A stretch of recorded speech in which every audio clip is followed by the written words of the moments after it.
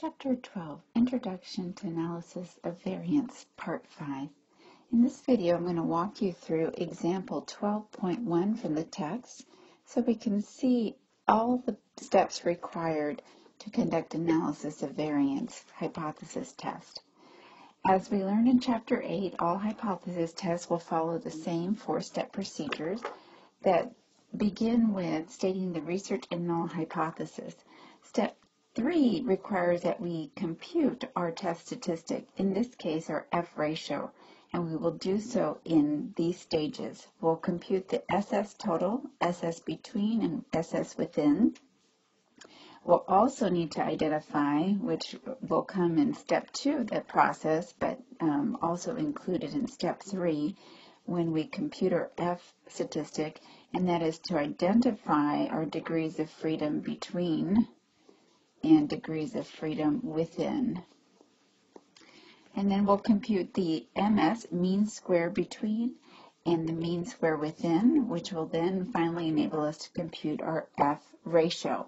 So as indicated in a previous video, the calculations are extensive, but if we approach them step by step, they are very logical and easy to compute. So let's begin looking at example 12.1 from the text. What is the best strategy for studying before a quiz or exam? A partial answer to this question comes from a research study comparing 3 different strategies. In the study, students read a passage knowing that they would be tested on the material. In one condition, participants simply reread the passage.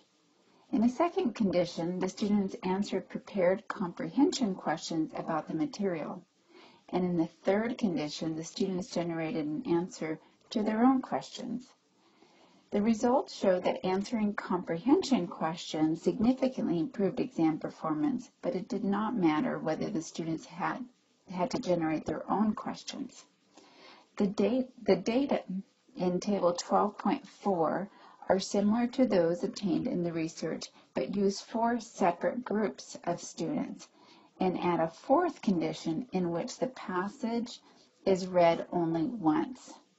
We will use analysis of variance to determine whether there is a significant difference among the 4 study strategies. So our first step of the hypothesis testing process is to state the research and null hypothesis. So the null is going to state that strategy 1 is equal to strategy 2, is equal to strategy 3, and is equal to strategy 4. In other words, the average scores that they receive on these quizzes will not differ, statistically speaking, that they will all be equivalent and we will not see a treatment effect. So no difference in study strategies. The alternative or research hypothesis would indicate that at least one of the treatment means is different. Now note again that we are not indicating that one is going to be significantly different, or strategy 2 and 3 are going to be different than 4. Again, because we have more than 2 groups that we're comparing, the verbalization of the research hypothesis is simply put in this manner, that we anticipate at least one of the treatment means to be different. And we'll discuss at the end of this video the post hoc test that we can perform. For our purposes, we will not do the calculations for the post hoc test or post test. We will simply focus on the purpose of those tests. And briefly, the purpose of the post test is to identify exactly which treatment was significantly different from the other treatments. So once we've identified the research and the null hypothesis, as we've indicated here, step 2 requires that we identify the critical region. So we need to find our critical F. To do so, we're going to need the alpha level, which has been identified for us. It's 0.01. And we're also going to need degrees of freedom between and degrees of freedom within. And in order to enter the F distribution, we're going to need to identify which degree of freedom represents the numerator and which one represents the denominator. So let's focus on the end result. Our F equation is equal to mean square between and over mean square within. So again, verbally, we're taking the variance between groups and dividing it by the variance within groups to produce this F ratio. And since the numerator is representative between variation, then df between would be representative of the numerator.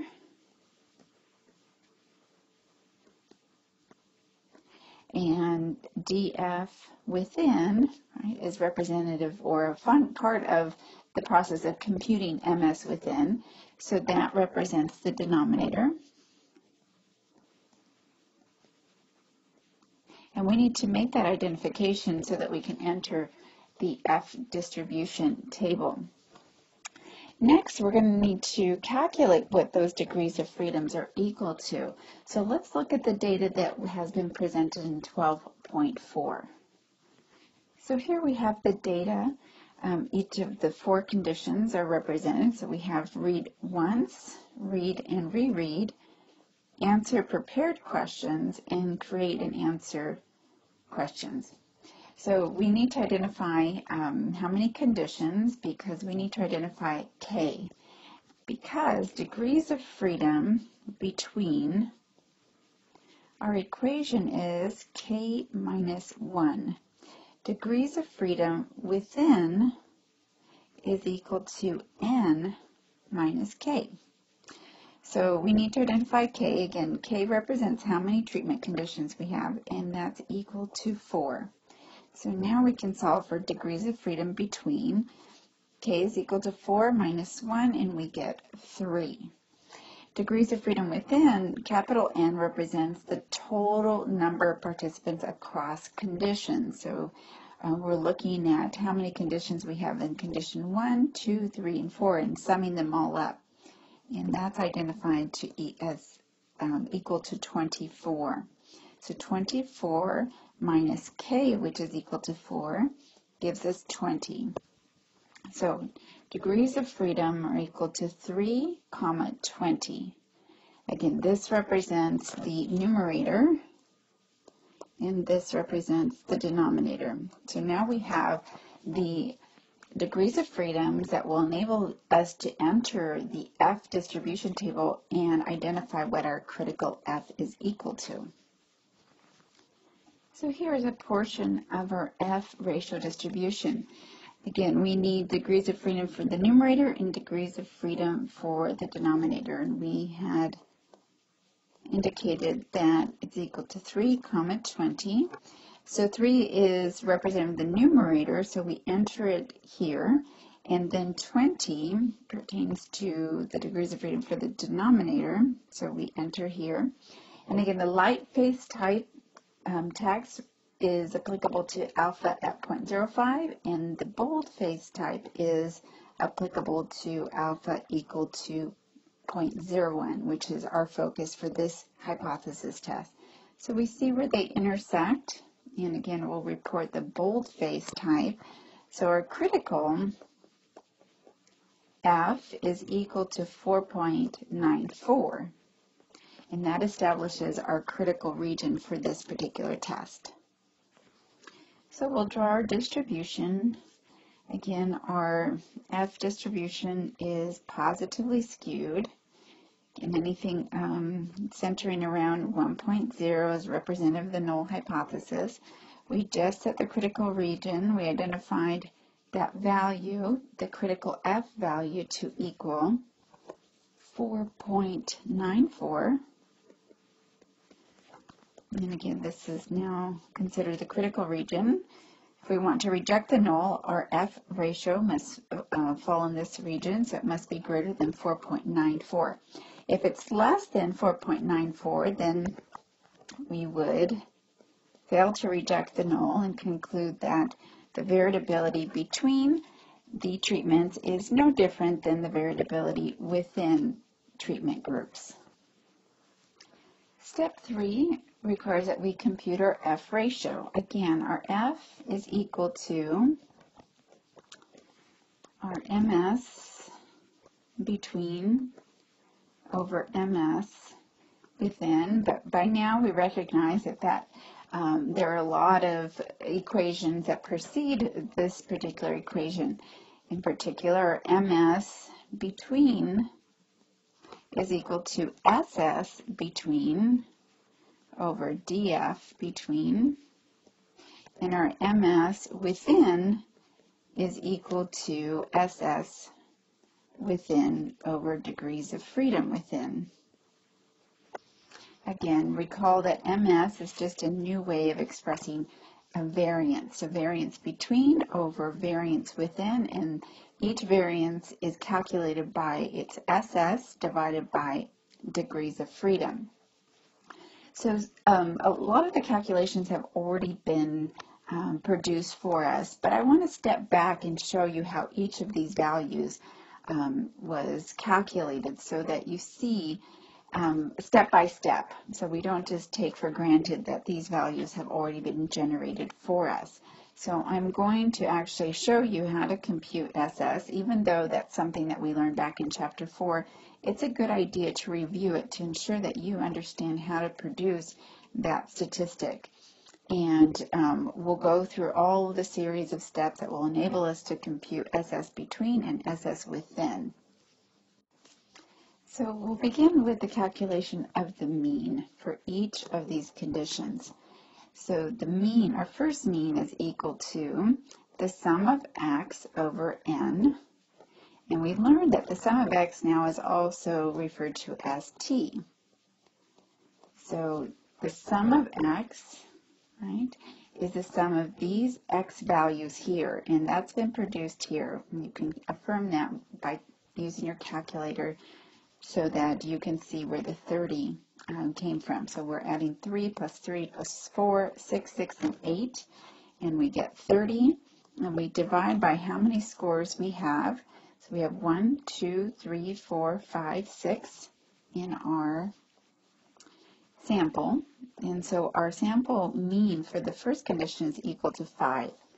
Now, that calculation is quite straightforward, and I don't think it's necessary to do the mean for the subsequent treatment conditions. What I'd like to move on to is the calculation of sum of squared deviations for each condition. So we learned that SS, using the computational formula, is equal to the sum of x squared minus the sum of x squared over n. And again, we know that the sum of x is the same as t. So let's replace the variables we know. Again, we're calculating SS for our first distribution. So we know the sum of x is equal to 30. We're going to square that. We know that n is equal to 6. And so what's missing is this variable. We need to square all of our x values and then take the summation to arrive at the sum of x squared, all x values that have been squared. So we have 3 squared, 9, 9, 16, 36, 36, and 64. So in your calculator, go ahead and take a moment to take the summation of these x values that have been squared, and you should get a sum equal to 170. So now SS1 is equal to, in your calculator, 30 squared divided by 6 subtracted from 170. So again, 30 squared divided by 6 subtracted from 170. And that should produce sum of squared deviations equal to 20, which we have cited here. So again, it's very convenient that all of these values have been produced for us, but it's a good idea to see the math behind all of those variables. We would do the same for all subsequent conditions. Again, we would require that we square all of the scores. And I'm going to go ahead and pause the video and produce those values, and then we can discuss the sum of all x values that have been squared across conditions. Okay, so what I've done now is taken all of our x values for each condition and squared those values.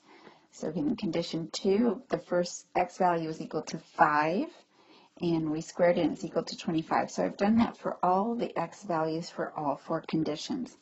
I've also included the summation of all those x values that have been squared. So let's just walk through SS sub 2. So the sum of square deviations for our second distribution. Again, our equation is as follows, and now we have the values to replace variables to solve for SS to confirm that the value given down here, these given values are correct. So SS2 is equal to, we have now the summation of all scores that have been squared, which is 236, and down here, 236, minus the sum of x is equal to 36. We're going to square that over n. So the sum of squared deviations is equal to, in our calculators, 36 squared divided by, excuse me, it should be 6 here, not n, replacing variables. 36 squared divided by 6 subtracted from 236, that should give us a value equal to 20, and that affirms this value that was cited earlier. The next one, SS sub 3, our sum of x value is our t, which is 48. We're going to square that, divide by 6, and subtract it from 398. So SS sub 3 is calculated by taking 48 squared, divide by 6, and subtract it from 398. So if we do that in the calculator, you should get SS sub 3 equal to 14. Again, that's how this value was computed. And then finally, SS sub 4, the sum of x is our t value, which is 54, squared over 6, minus this value here, or subtracted from, I should say, excuse me. So we take 54, we square that value, divided by 6, and subtracted from 494, and we all should get SS sub 4 is equal to 8. So again, I know it's pretty tedious, but and most of your problems will already have these values generated. But there may be a test question where you have to produce all of these values from scratch. So I wanted to give you an illustration of how to produce all of these statistics. Now that I have these statistics, I can move on to the equations necessary to compute my F ratio. And that brings us to a discussion of this value here. The sum of x squared, it pertains to the total. So these values that we see here cited are across conditions. So capital N indicates how many scores we have across conditions. We have 6 participants per condition. We have 4 conditions, so we have a total of 24 x values. And G represents the sum of all those x values across conditions. So we could also think of G as the sum of our t values. So if we take the sum of our t values, we'll get 168. And then finally, the sum of x values that have been squared, that's across conditions. So that means we're taking this value, added to this value, to this value, and this value. So the sum of all of those values for each condition is equal to 1,298. As we calculate each component that's required to produce the F ratio, it's a good idea to use the Anova summary table that was presented in the previous video. This will help you organize the statistics that you're computing and then make it easier to see the relationship between variables as well as to compute the ultimate end result ratio, statistic, the F ratio. So here is how the basic structure of an Anova summary table looks like. So we have the source identified here in this column on the left, and then we have each of the components. So the SS value, the degrees of freedom, the variability between, which is referred to as MS or mean square, and then our F, a category for the F ratio itself. We already know what the degrees of freedom between and within are equal to we arrived at those values or identified them when we found our critical F. So the degrees of freedom between was equal to 3 and within was equal to 20. So the degrees of freedom total would equal 23. So that we already know. Again, the total is always the sum of the values for the between and the within. So next what we need to compute are the SS between, within, and total. And my recommendation is that you begin with the SS total. The next statistic to compute that's easiest would be the SS within, and then by process of elimination we can compute what the within SS value is equal to. So here is our data again. The equation for SS total is equal to the sum of x squared minus g squared over n. And again, since we're talking about the total, it's relevant to these values here. And I just explained how we arrived at all of those values. So our SS total, we're just going to replace variables. So the sum of all x values that have been squared is equal to 1,298 minus our g value, which is 168. We're going to square that over capital N, which is equal to 24. So in your calculator, take 168 squared, divide by 24, and subtract it from 1,298. And we should get an SS total equal to 122. So let's put that into our summary table. So we have just computed SS total. So that would go here, 122. Next, my recommendation is that you calculate SS between. That's the next easiest calculation. And then we can calculate SS within by looking at the relationship between those two variables. So SS within is simply the sum of SS values across conditions. So we went through each step of computing the SS for each condition. So SS within is the summation of those SS values across conditions. So we would take 20 plus 20 plus 14. So we're adding all of these values. So SS within is equal to 62. And now that we have that value, let's place it into our summary table. So SS within is equal to 62. And now we can compute our SS between, which can be arrived at taking our SS total and subtracting SS within. So SS total is equal to 122 minus 62.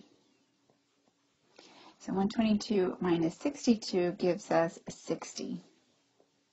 Again, the total should reflect the sum of these two values. So 60 plus 62 would produce 122. So that works out. And again, the DF total, right, is the sum of DF between, DF within. And now we can see how we can compute our MS values for between and within quite easily. Given our equation, MS between is equal to SS between over DF between. So let's replace variables. We've just identified what SS between is equal to, and I'm just going to make this a little more, look more like a, well, now I just made a mess.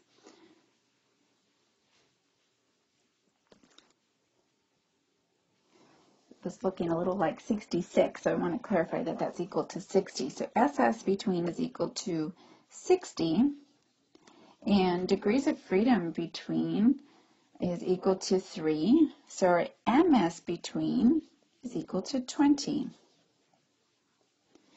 Next, we can calculate our MS within.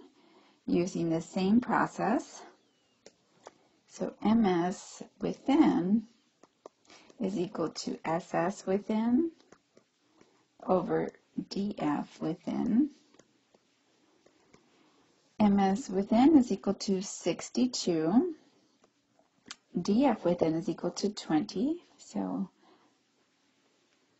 excuse me, SS within, I miscited that value. It's not 60, it's 62. 62 MS within, and our DF within is equal to 20. So 62 divided by 20 is equal to 3.1.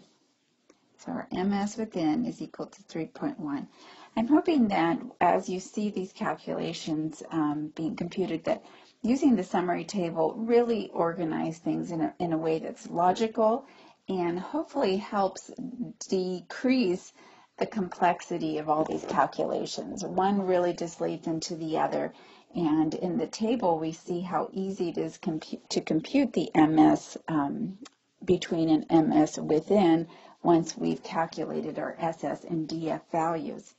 So that leaves us at our final stage, the final computation, most important that we need, which is our F ratio, which is simply arrived by taking MS between and dividing it by MS within. So again, we interpret that as the numerator representing the variation between treatments over the variation within treatments. And we see that MS between is equal to 20 and MS within is equal to 3.1, which we just calculated.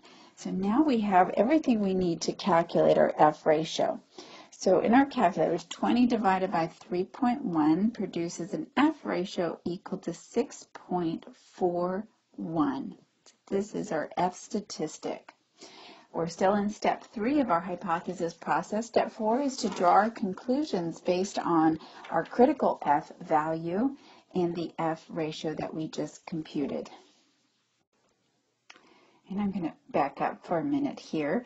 I just looked at my notes and recognized in my calculator that 20 divided by 3.1 is not 6.41. So if you were getting confused, I apologize. It's actually what I was missing was 6.4516. And so our final answer, if we round up, it can be cited as 6.45. I apologize for that. Moment of confusion. So our F ratio is equal to 6.45. And what we're going to do now is go back to our critical F and draw our conclusion, and also include a measure of effect size, which is introduced in chapter 12. So here's our distribution of F ratios given degrees of freedom of 3, 20. We tested at alpha of 1%, and our critical F was identified to equal 4.94. Now we've computed our F statistic, which is 6.45, and we see that it would fall over here in the critical region. So at this point, we do know we're going to be able to reject the null hypothesis. But before we draw our final conclusions, let's discuss the measure of effect statistic, referred to as eta squared. So it's Greek letter eta squared, and it's similar to R squared. So it represents the percentage of variance or variability accounted for by the treatment. So if we see that the value is greater than 0.25, then we have established evidence that there's strong support that rejecting the null hypothesis is the correct conclusion. And our equation for producing eta squared is equal to SS between over SS total. So these are values that we have already calculated. And let's go back to our summary table to obtain SS between and SS total. So our SS between is equal to 60 and SS total is equal to 122. So we'll replace those variables. We have 60 over 122. 60 over 122 gives us 0.492, which can be interpreted as 49% of the variance or difference in scores between conditions is accounted for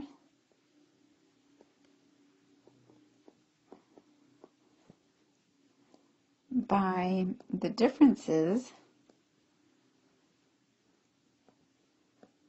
in study strategies.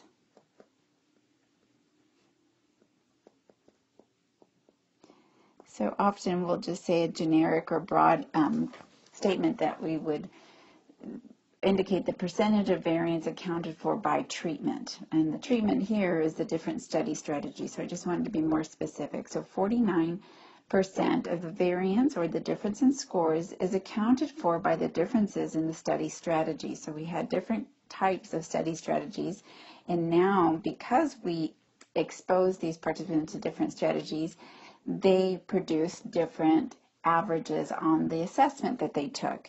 And 49% of the differences in the assessment scores is as a result of the fact that they were all exposed to different treatment conditions. So at this point, we can now draw our final conclusions, include our statistics in our final statement. In the literature, it's normal practice that the treatment means and standard deviations are presented in the text as a table or a graph. Then the results of the analysis of variance are summarized and include the statistics that we just calculated, including at the F ratio, the degrees of freedom, our probability statement, and then our effect size eta squared. So here is an example of how you would see the statistics noted in our final concluding statement. And this table indicates what the data would look like given each of the four conditions, the average quiz score for each of those conditions, and then the standard deviation is also normally included in our final conclusion in a research report. So the conclusion would be that we were able to reject the null hypothesis because our F statistic fell in the critical region. Results indicate that there are significant differences between the four study strategies. And again, we would follow with our statistics. So F, given the degrees of freedom, 3, 20, was equal to 6.45. The probability of obtaining that F statistic has less than a 1% chance of occurring if the null is true. Again, obtaining that F ratio equal to 6.45 has less than a 1% chance of occurring if the null is true. Again, providing support as to why we were able to reject the null. And then our eta squared statistic is equal to 0.492, approximately 49% of the variability in scores across conditions is accounted for by the fact that they're receiving different treatments, that these participants received different study strategies and consequently produced different quiz average scores looking at the different conditions. And to review, the null hypothesis initially said that all of the population means were equal, which indicated that there was no treatment effect. Rejecting the null gives us support for the alternative hypothesis, which simply said that at least one treatment mean is significantly different. And obviously, we have not established or determined which study strategy was significantly different from the others. Now, we do see that we have different means, right, in each of these treatment conditions, but we also have different variability. So again, our conclusion doesn't indicate which treatment was significantly different or if there were multiple treatments that were significantly different from each other. So that leads us into a brief discussion of the post hoc test and their purpose. So again, analysis of variance compares all individual mean differences simultaneously in one test. That's what we just did. A significant F ratio indicates that at least one difference in means is statistically significant. It does not indicate which means differ significantly from each other. So that's a very important concept to understand, that all we've done with this test is said that at least one of the treatment effects is significantly different, but we haven't identified which in particular. The post hoc tests are follow-up tests done to determine exactly which mean differences are significant and which are not. So our purposes and our learning objectives were simply to understand the purpose of a post hoc test, but we're not going to spend time on the equations of actually going through the process of determining which mean difference is different from the other mean that were produced by these treatments. So again, all I want you to focus on is the purpose or function of a post hoc test, and it is simply to determine exactly which mean differences are significant and which ones are not. So that concludes this lecture for Chapter 12, Analysis or Introduction to Analysis of Variance. And please, if you have any questions regarding the equations or the concepts or any other questions regarding the analysis of variance process, please post them to the discussion board in which you find these lecture videos. And I highly recommend that you take the time to look at some of the demonstration videos in which I solve problems from the textbook for Chapter 12, because some of the problems are set up slightly differently. For example, some are just using the summary table and you're required to fill in the missing variables. So there are examples of those types of questions in the demonstration videos. Again, those demonstration videos are the solutions to the odd number problems at the end of each textbook chapter.